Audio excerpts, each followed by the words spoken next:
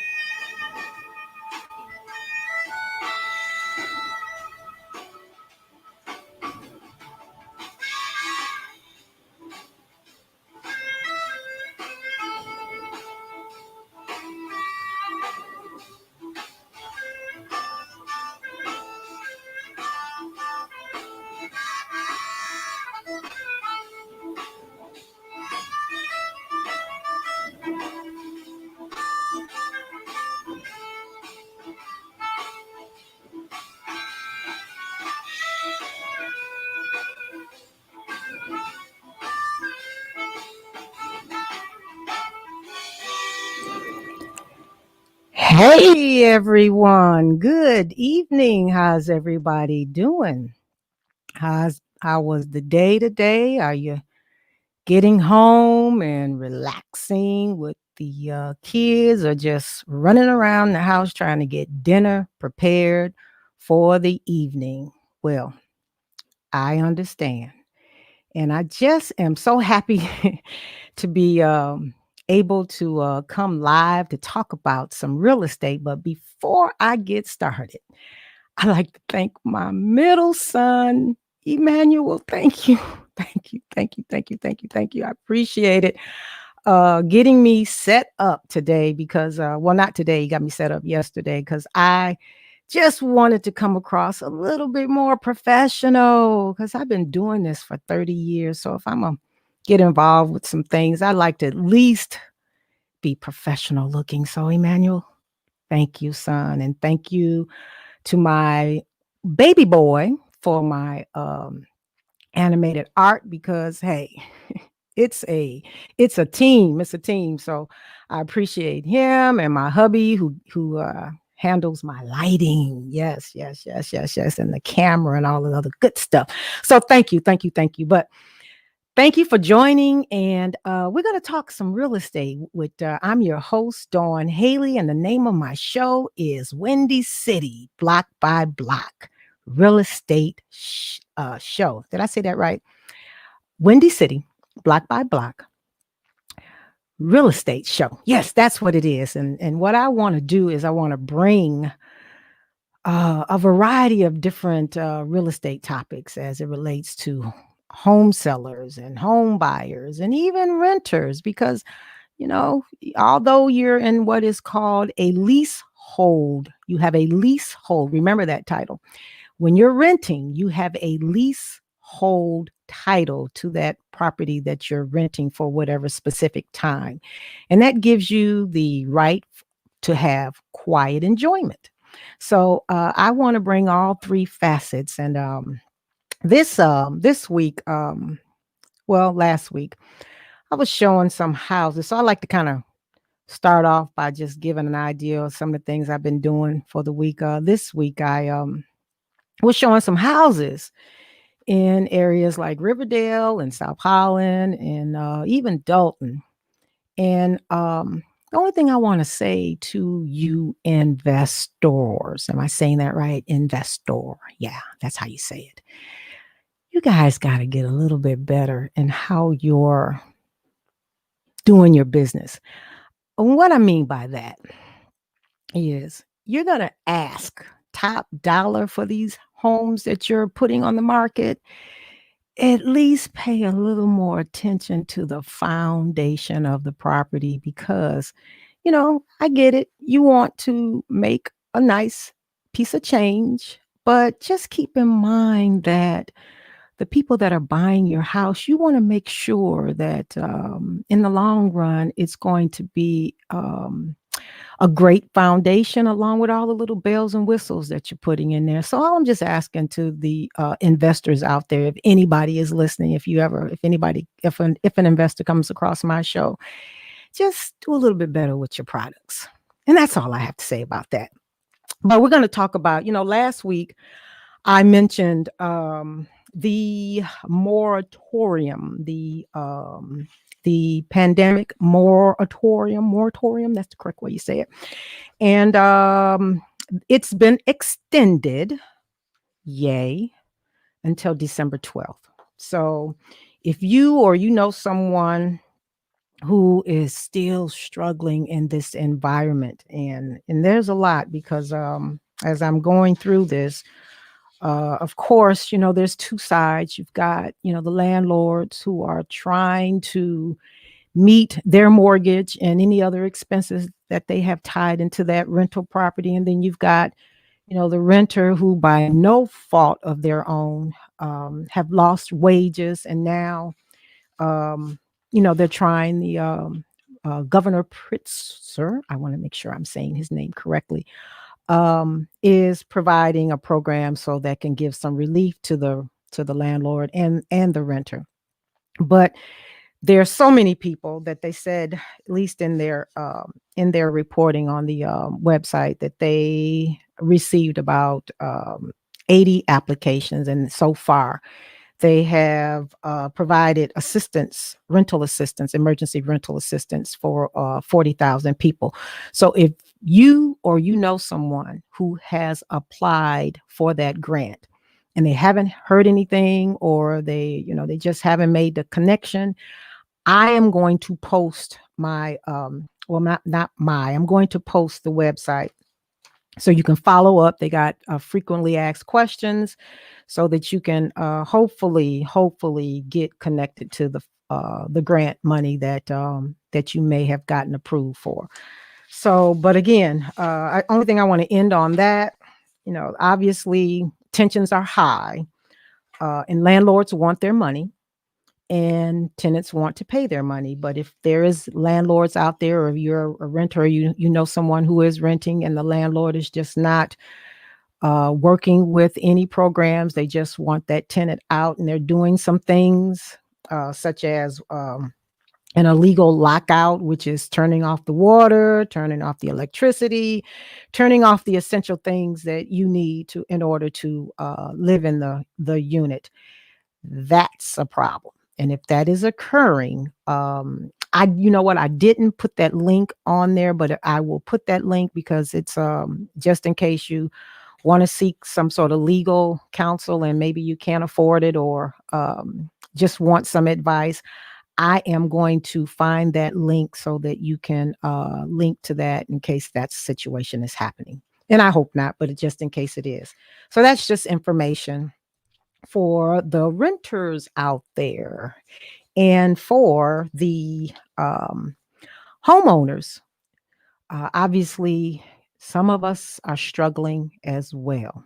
And so there are some programs out there. If you're in the midst of what is called a pre-foreclosure, meaning that you haven't been able to work with your landlord, I mean, not landlord, let me make sure I'm on the housing piece. You haven't been able to work with your mortgage person, or the mortgage company, the lien holder, or so forth. And for some reason, you're hitting a brick wall.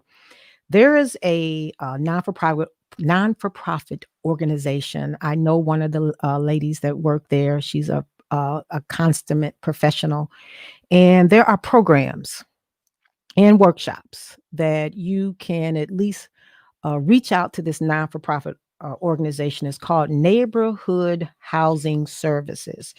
They provide a plethora, I got to say that word slow, plethora of workshops. One is foreclosure prevention.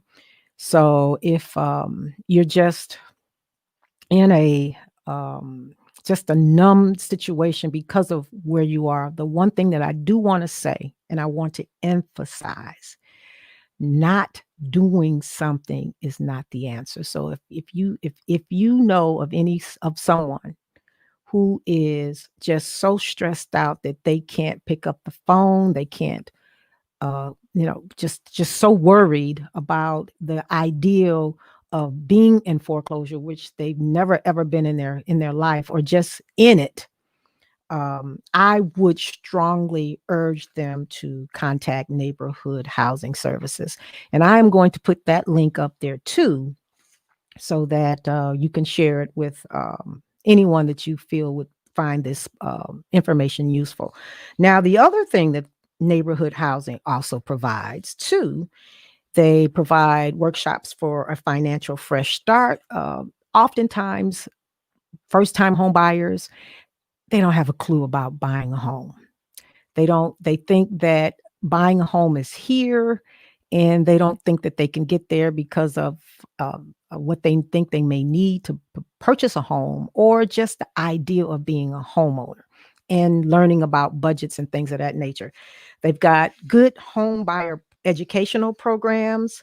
And so, again, I would, if you're a first time home buyer and you just want to learn about the process, and I think it's an absolutely great idea, because I want my buyer clients to be as sharp can be. And if there's any resources out there, I definitely want you to participate, especially if it's FREE, free. And so I'll hook that in the my chat. Hey, Carl Albert, how you doing? I'll hook that in my chat so that you can link to that website. And they also even have a rehab ready where you can even take a workshop and learn about rehabbing. So, again, neighborhood housing services is a great tool to have in your box. Now, before I come to the next part of my presentation, we're going to take a break. One of the things I like to do is I like to bring information, and I also like to bring some nice sounds just to, break just to break it up a little, that you're just not listening to my voice. Music has a way. And if you're kind of stressed out, I like to pick music that is, just kind of gels with the atmosphere. So we're going to take a break. And when we come back, I want to talk about an issue that it's becoming prevalent in Illinois, and that is lead. After that incident in Flint, Michigan, apparently those powers that be are having conversations, and they're realizing that a lot of the pipes that we have in the homes, and preferably in Black and Brown and Latinx communities, they're finding that there's a high level of lead in those pipes. So when we come back, we're going to talk about that just briefly, and what you need to do as a home buyer, a homeowner, and a renter. So we'll be right back. Enjoy.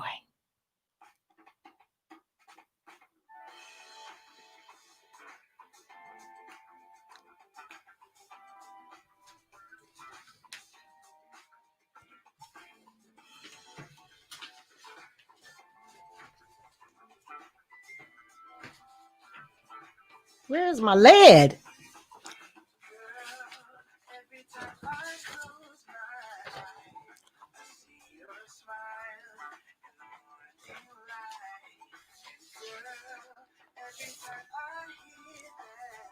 Okay.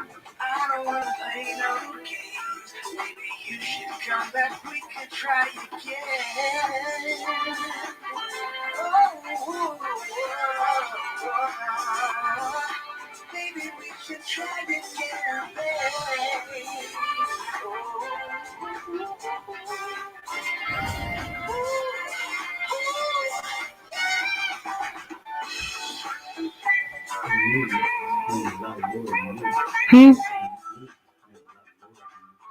A lot of what?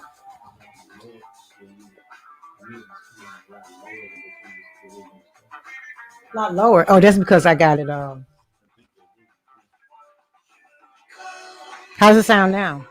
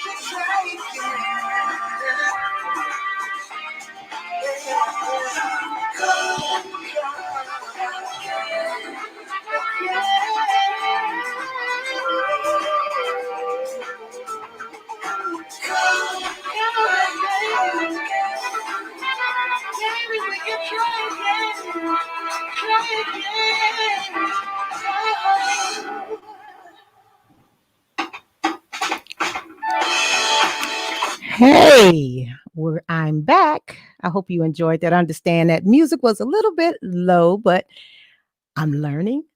I'll get it right and it'll be tight. But anyway, hopefully you enjoyed that little joint. And again, I like to try to bring a little bit of music. But on a serious note, I came across this article well, actually, some weeks ago. It was just pointing out the fact that, let me just go ahead and just read some of the fine points here. For several years, MPC must be Metropolitan Planning Council. Had a numerous local and state and national groups have been beating the drum. And again, I wouldn't be surprised if that may have had something to do with what happened in Flint, Michigan, to advocate for eliminating lead services lines in Illinois.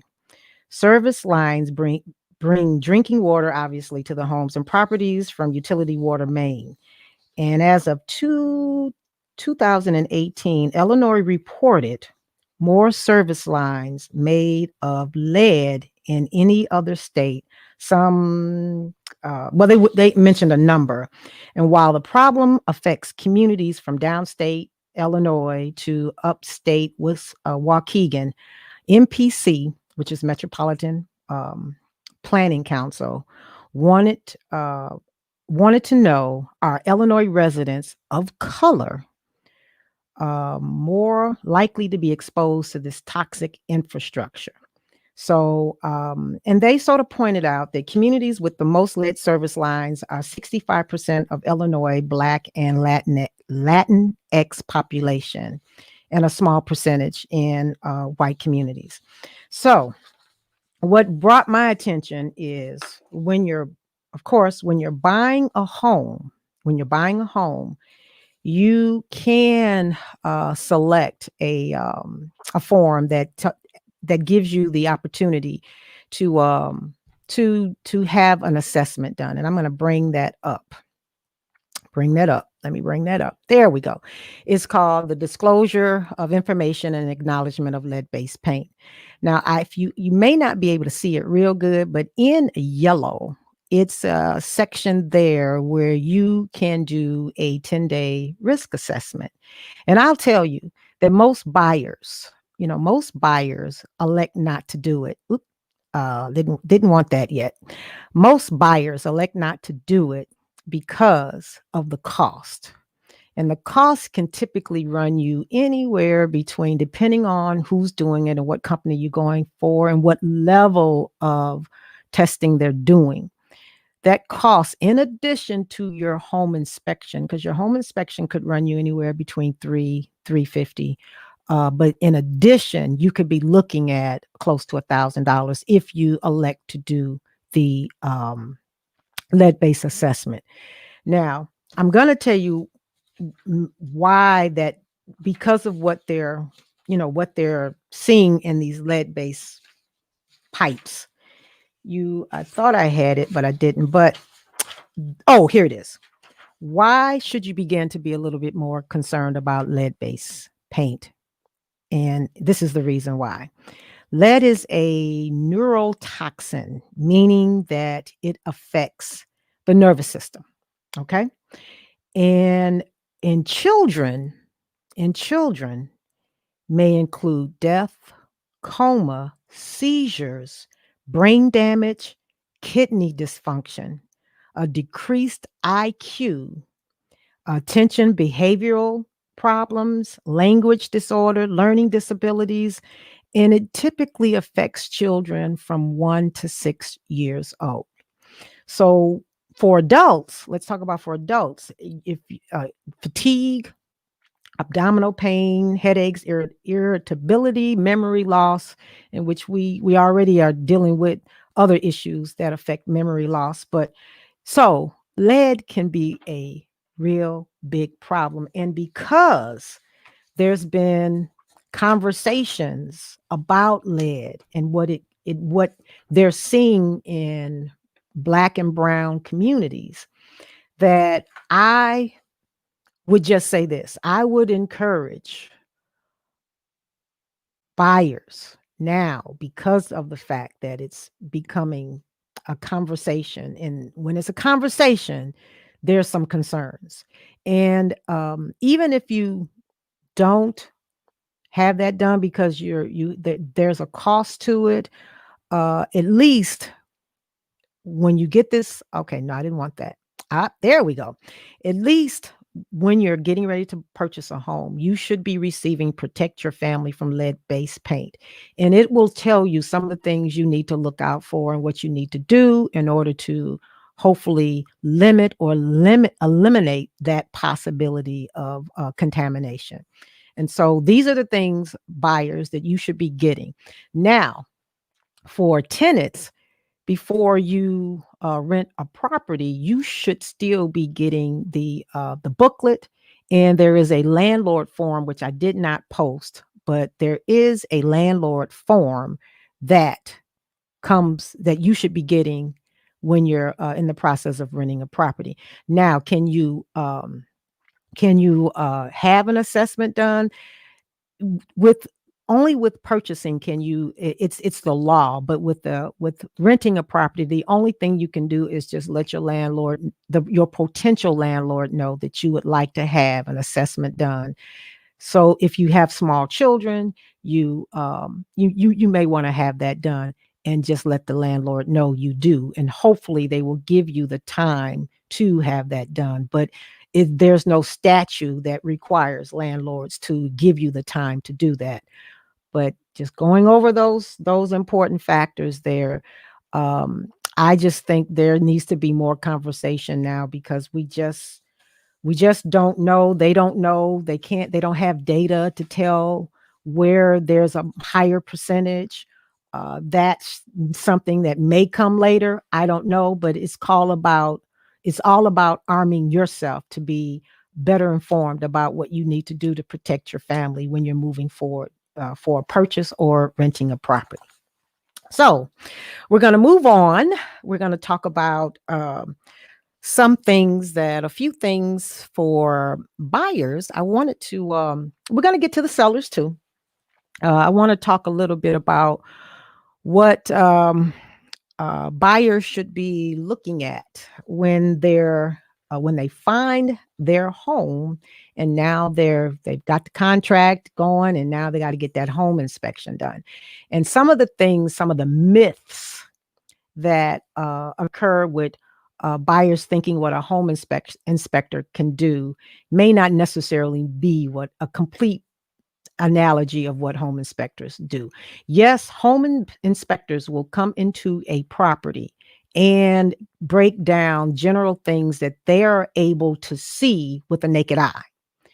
However, if things are covered up, things are hidden, they can't make an assessment, and then they can't tell you what is they can't give you a dollar or cents amount or tell you something that you shouldn't buy, because then that would be a violation. So let's go over. I'm going to give you some 8 eye-opening home inspectors can't tell you. And so I just said, what a home inspector is to do. They somewhat grade a property, and typically if they find, and this is just information, if they find 30 huge problems that they brought out in the home inspection, then that may be a home inspection or a home that you, in consulting with your attorney, you heard what I just said. Let me repeat that again. Consulting with your attorney and allowing your attorney to negotiate and navigate through that process. Based on the contract, there are certain things that as long as it's working, that's not necessarily a reason to null and void a contract. But again, what I said, that is a process that has to be handled with your attorney. And I did my show, I think last week, I talked about that. No, I'm sorry. It was a podcast I did that talked about the things you need to be aware of as a buyer. But let's go through this. Many buyers think an inspector will give them the thumbs up or the thumbs down. And I just stated that giving a real estate advice will violate the International Associations of Certified Home Inspectors Code of Ethics. So, in other words, they can't give you a thumbs up or a thumbs down. What they do is they put in the report, and if it's more than 30, then that may raise a red flag. Can they determine whether or not you have termites or or rats or rodents, or even what I've seen happen is raccoons? Because raccoons, if they're very good about getting into certain things, and so home inspectors can't tell you if your home is infested with any type of rodents. So remember that. And if you do want to know, then you have to bring in a specialist if you're concerned about that. Pools are not a big thing here in Illinois, so they're rarely, but if it is, if the home inspector can't tell you the condition of that pool, you'll need to bring in a specialist. Some home inspectors will make tiny notes, some even a little more, not going to use that word, some a little bit more than others, but you just want to look at your home, and if it's small and those things are not deal breakers, you just know that having those notes and knowing what you need to do to bring your house to a satisfactory state in which you want it to be once you become the owner. Now, can they look behind things? Can they move things? No, they can't. They're not supposed to move things. If you can, with your realtor, let the seller know that you would like, in the process of doing your home inspection. Let's say you looked at a property and everything is kind of covered up. So you can reach out to your realtor, and that realtor will reach out to the other realtor to let the seller know that you would like to have certain things removed, so that you can have a better view of things. Okay, so that's what you can do if you go in for the first time and you like this property, you put a contract on it, but you notice that there were things covered up in the process or was noted. So that's how you kind of hopefully can get your inspector to sort of look behind those things, but they can't move things. Remember that. When they go on top of the roof, they really can't certify whether or not a roof is in good condition. They can only tell you that they can anticipate what the life that is in the last of its life expectancy, but they can't tell you if it'll last you another whatever. They just can't do that. Inspectors, let's see, inspector's job. Oh, an inspector's job to find things wrong with the house, but little things, I think I just talked about that. Little things. What they can tell you, it's an inspector's job to find things wrong with the house, but all the things, it is not their job to categorize them. Check mark next to a crumbling foundation will look the same as a check mark next to a chip paint. So let me repeat that. A check mark next to a crumbling foundation will be the same check mark for chip paint. So an inspector finding these things are only making it noted to you, but they can't tell you the condition or why that's going on.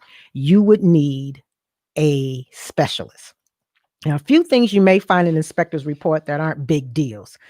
Condensation in a basement, crawl space, early signs of rotted wood, cracks in bricks, the siding that's been improperly installed, or radon levels below 4 PCIL. That's a radon level. I can't tell you what that means, but if it's low, then apparently that's a good position for it to be.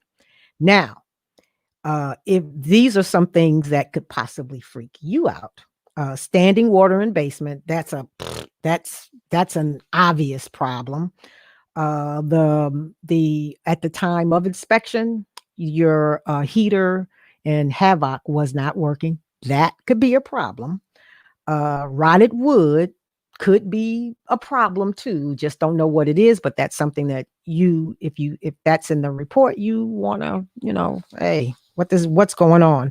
Old plumbing pipes, that can just go back to what I was talking about with the lead. Old plumbing pipes could create problems that a home inspector cannot tell you what that is. You'd have to have a specialist come in. The other thing is a radon level above 4Q. So apparently that level is not a good level for your house to be in. And you can have those particular tests can be done by home inspectors. As a matter of fact, there are some home inspectors that do lead-based testing. So you just, when you're considering your home inspector, these are the questions that you need to ask before you pay on the dotted line.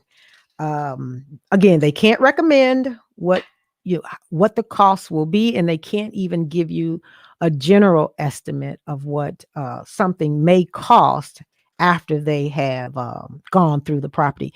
They can only identify issues that they are able to see with the naked eye. They can't tell you what your house is worth. Which sometimes buyers may think that, the inspector will do what the home inspector does. No, they're two different things. The appraiser will tell you what the value is. A home inspector will tell you the things that they observed in the property, and you have to make that decision whether or not after you've done your due diligence, and you won't have a whole lot of time. So that's why you got to when you find your property and you have a contract, you got to get that home inspector in there as soon as possible. Now, there has been delays in home inspectors, so that's why you got to have that attorney when you're in the beginning of your contract. Not bring that attorney in after you've started to see some issues. Attorney should be right there up front with you when you sign that offer and it becomes a contract. Remember that. Now, the other thing I want to talk to potential buyers who might be looking to get the financing. One of the things you do want to do first, which I see buyers clients do all the time. They're out there shopping. They're looking. Oh man, that house, I could see it. Oh wow, I could see us in that house. Oh man, you should always get yourself pre-qualified first. You want to know because there are two qualifying positions you find yourself in. The number that or the amount of money that a lender will give you is your qualifying amount. The amount in which you can successfully pay for could be a little different than the two. So you just want to make sure that just because a loan officer will tell you, hey, you qualify for $250,000, but once you do the math and you add it up and you figure out what that's going to cost you monthly, nah, can't do that, but I can certainly do 170. This is comfortable for me. So those are two different things. And you want to always keep that in mind when you're qualifying. Don't always go, if you don't have to, go for the highest price that you qualify for. Give yourself a little room. Okay. Now, one of the things I also notice too, that every lender is not created equal in terms of the programs that they can offer you. And that doesn't mean that it's a bad lender. It just means that maybe they aren't doing those kinds of loans. So when I say that, there are several programs out here that you want to do your due diligence to see if once you select a mortgage company, you want to ask them, hey, are there any home buyer programs out there? And right now, there's still a few out there. You have the IDA program, the Illinois Housing Department Authority. That's IDA for short. They have a forgivable grant and all the way up to I think it's $10,000 if I'm correct. The one of the conditions, you just got to live in a house for a certain amount of time in order for it to be forgiven. You can't like, okay, I'm gonna get this program and then hey, I'll move into the next place. No, I don't know how they find out, but they do. So with the IDA program, there's a grant. Of course, it's the FHA loan. There's two other programs. Well, there's I'm just two other programs that are there to help low income borrowers. And oftentimes low income borrowers think that a home ownership is just out of the reach for them. It's not. You have to qualify for it, but these are programs that can help you realize home ownership. And as I look at what rents are going for today, I'm like, oh my goodness. You can find a house for a lot less than what you're paying for rent now, even in Illinois with the taxes being as high as they are. And then you've got all the benefits, and they're not a lot, but you got benefits as being a homeowner that you just don't get as a renter. So those are some programs that there are some mortgage programs. It's called the Home Possible Mortgage and the Home Ready Mortgage. And so if you want to learn a little bit about it in terms of those different mortgages, by all means, go back to that non-for-profit organization I was telling you about, the neighborhood housing, and find out what's available for you. And you might be pleasantly surprised if you want to become a homeowner and just don't think that you can. And even in these difficult times, and they are difficult times right now, even in these difficult times, it is better to be a homeowner than a renter. At least if you're struggling with your mortgage, you've got a little while to get yourself organized to try to keep that roof over your head. When you're not or a financial crisis hit and you're not in a position to figure it out in a short span, then your landlord can, unfortunately evict you. So there's more of an opportunity being or at least there's more time for you to get yourself together if if you're hit with some sudden financial crisis. So with that said, we're going to take another break. And when I come back, I'm gonna talk to you homeowners, and then we're gonna cap it off. All right, so I'll see you back in a second, and I'm trying to get my mouse to work with me. And there we go. See you back shortly.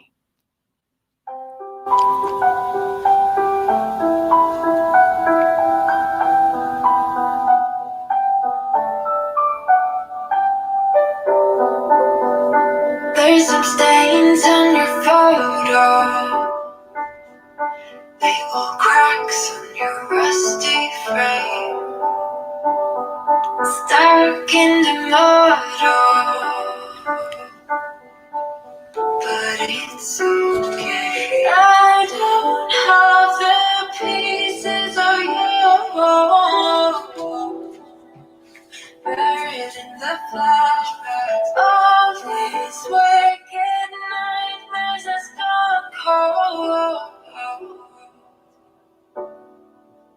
No, we go way, way back, as far as way back goes. Still standing by your side. You don't want to be like you when all the monsters come. Oh, he's got you.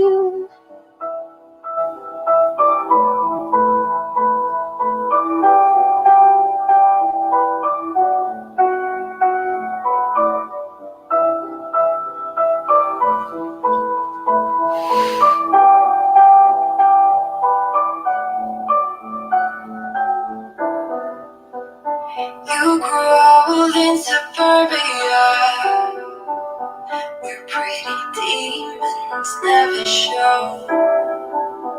Shifting shapes in millennia, but you're okay. I don't have the pieces of you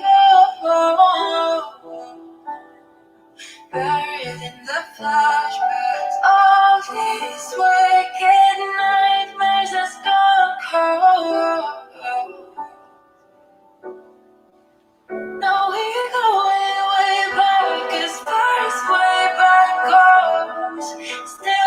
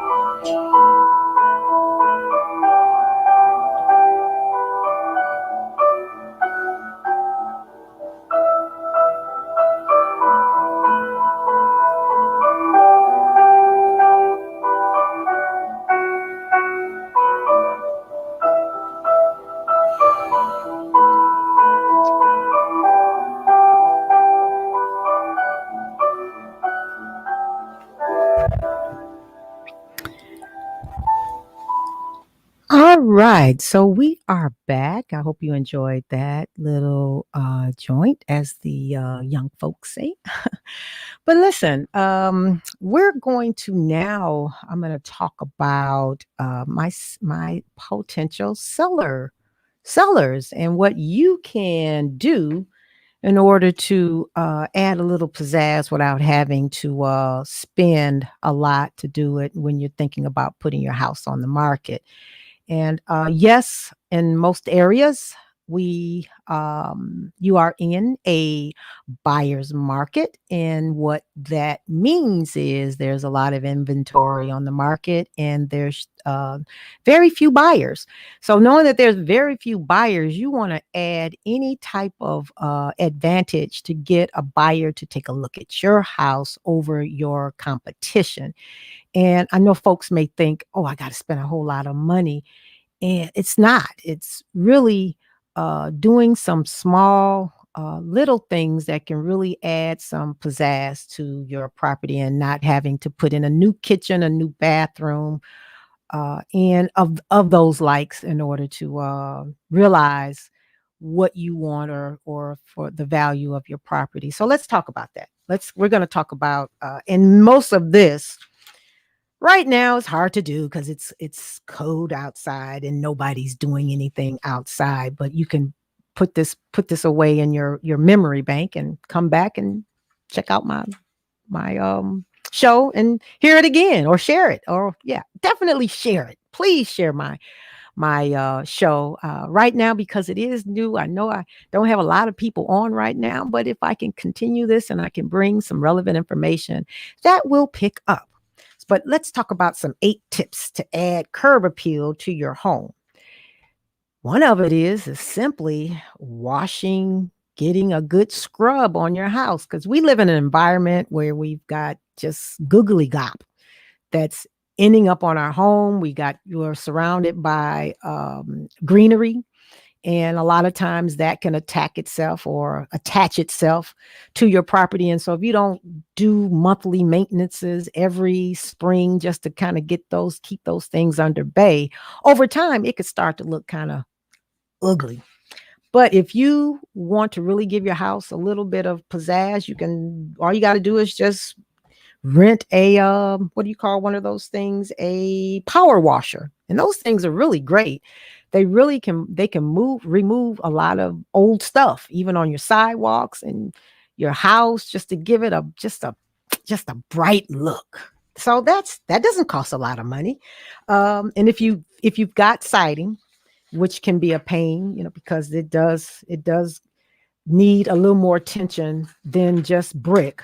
You want to make sure that you put a little fresh paint on it, just to give it a brighter look than what it was previous to that.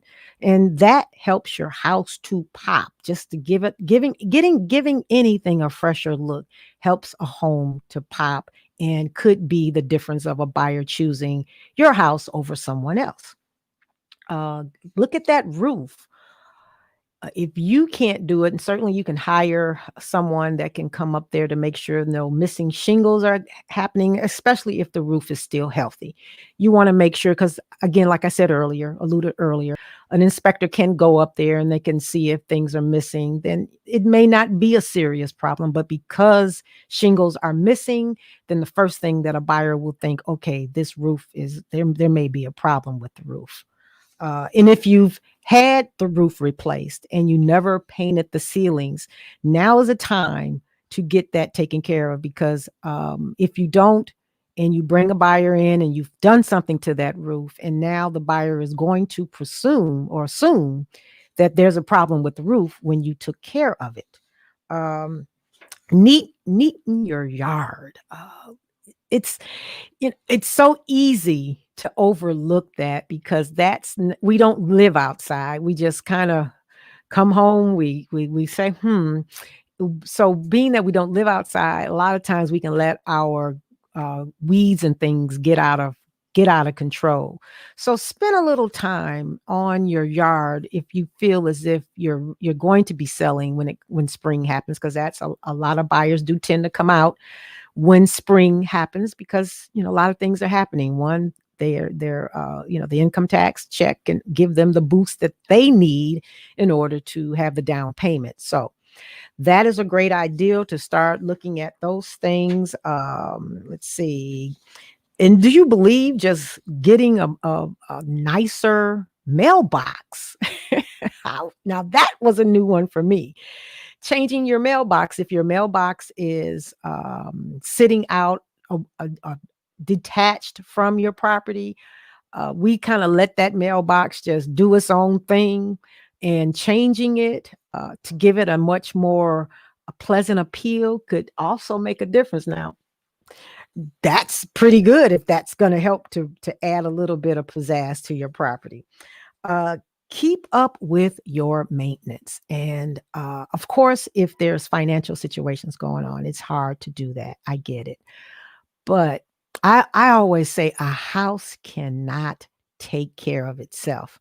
The wrong time to try to get some things done is when you're prepared, if you can financially afford to do so, is to wait when you're ready to sell.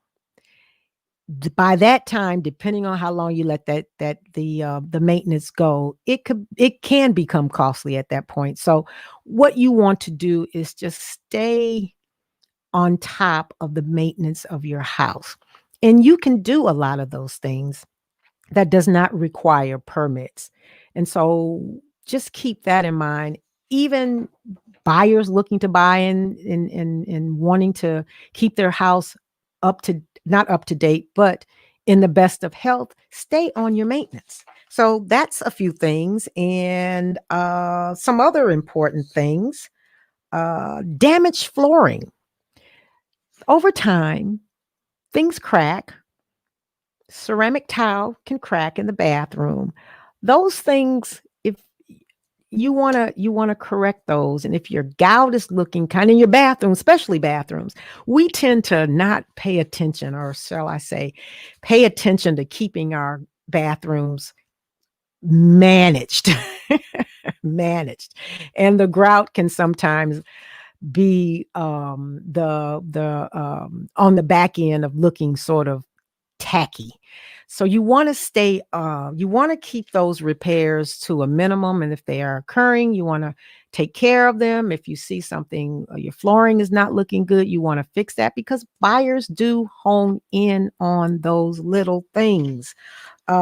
Fix water stains. I talked about that earlier. Inside your house, if you had a pipe that busted years ago and you just never got around to painting it after the fact. And again, I want to be very clear. You fixed it and you just didn't paint. There's a difference in painting over something that you didn't fix, and now you're trying to cover it up. Those are two different things. So you want to make sure it's something that you fixed and you're properly taking care of it and painting it, so it does not, once it's inspected, then it doesn't look as if you've got some problem. Torn screens.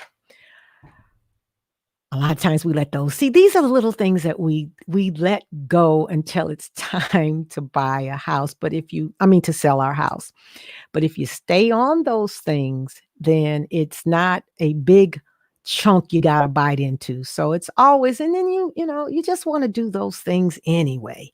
And since we're becoming, everybody has a pet now. Everybody has a dog. Everybody has a cat. And it's nothing wrong with that. But our cats and our pets, they like to kind of do their thing on the carpet. And if you don't, it doesn't bother you. But when you're getting ready to put your house on the market and those stains and those smells are there, just that can be a deterrent when it's an absolutely great house. So remember that.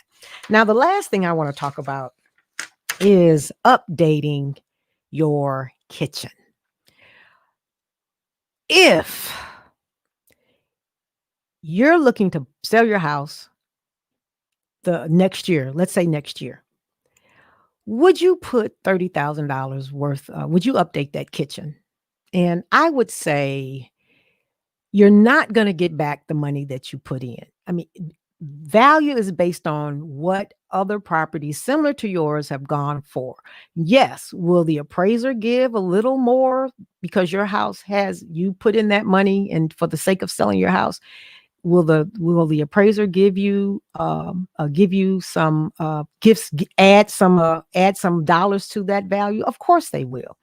But if you're expecting to get 30,000 back after spending 30,000, that's not going to happen. Well, I won't say that's not going to happen. That's a hard stretch.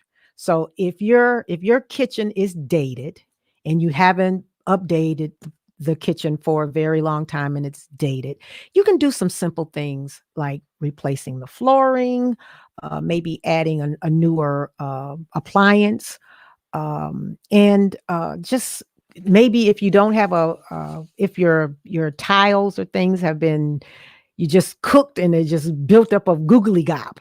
Just take a minute to just really clean the kitchen very well and do some simple things that can at least add a sparkle to your kitchen if you're looking to sell. Now, if you want to put that kind of money in there just because you got it, then hey, have at it. But anyway, I hope this has been some good information that I've shared with you. I always end by please share my show. I also do a podcast too that is also called Windy City Block by Block Live, not live, but Windy City Block by Block Real Estate Podcast. And I do a more of an in-depth conversation. The ones I previously did, I talked about estate planning with my daughter, who is an attorney.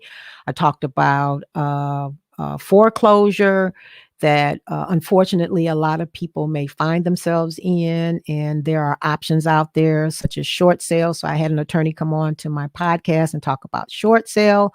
I talked about estate. We have, unfortunately, in this pandemic, we've lost a lot of loved ones and they're passing away without a will. And so that in itself can just drag the process along, and sometimes it could be very complicated. So again, my daughter talked about that. I talked about buyers beware, be aware. There are things, if you're working with a realtor, you want to make certain things are in place. So my podcast, I do a deeper dive in different subjects and topics. And so check that out. I'll put that in my during the break or the end of the show. I will put that in my comments. And meanwhile, look, everybody, I know this it's kind of uncertain. The uncertainties are out here, but just try to keep a positive mind, a positive attitude, and just and try to enjoy life and get out there and get some fresh air. But I thank you for tuning in. And my next podcast or my next show will be next week. And I'll bring some information that hopefully you can share or use yourself. So, everyone, take care, be safe. We're going to be doing some gathering in a few days. Please use common sense because they're anticipating that the the virus could spread even more. So everybody just be safe out there and take care. Bye now until next week. Share, share, and share. Bye.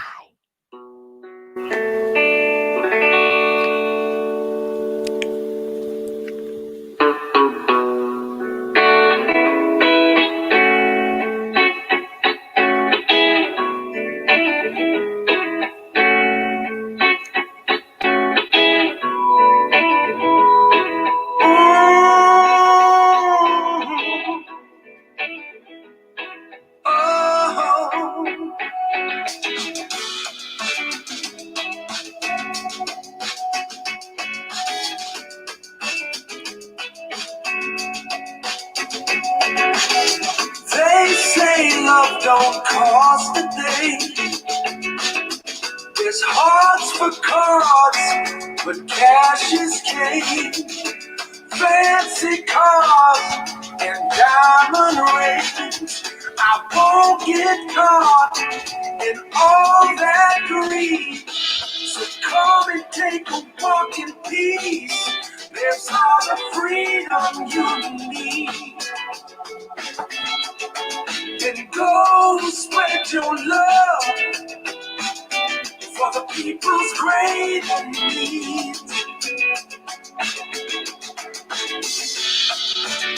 Take a walk in peace and hear what I'm saying now. The world is obsessed with material things. It's time to throw away your selfish needs. Let's let your words agree with how your actions speak. I'm here to talk, not trying to preach.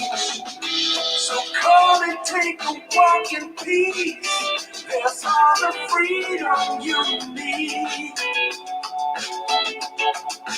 Go spread your love for the people's greater needs.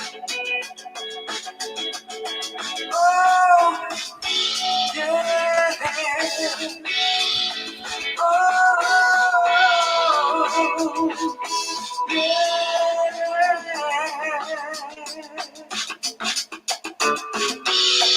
Don't let yourself get lost in all that greed. Oh, no.